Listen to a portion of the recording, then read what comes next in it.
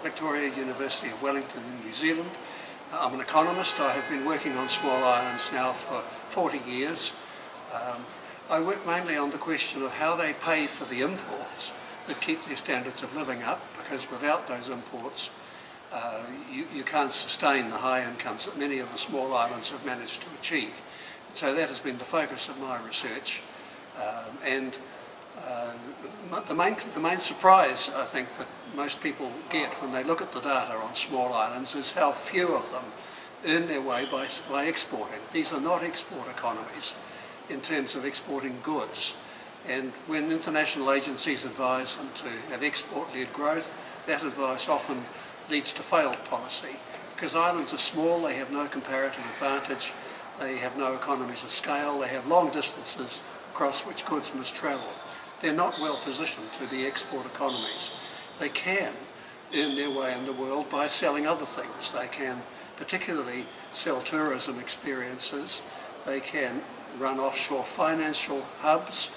They can run offshore shipping services. There are a variety of ways in which they can use their position as offshore jurisdictions to gain income and therefore to be able to balance their balance of payments.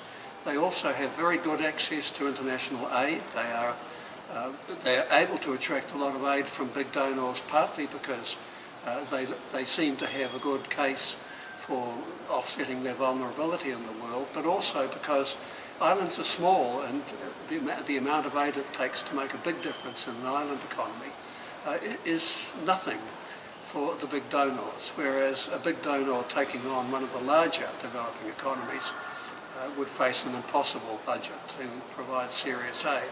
So islands are successful in gaining aid and in selling things other than exports, and they have done remarkably well in the world economy in the last 50 years, and that's been what I have been studying mostly.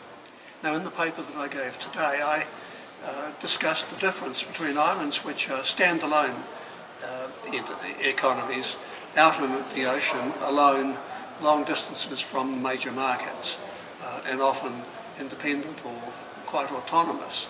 And the other set of islands which belong to nation states, which are embedded, as I call it.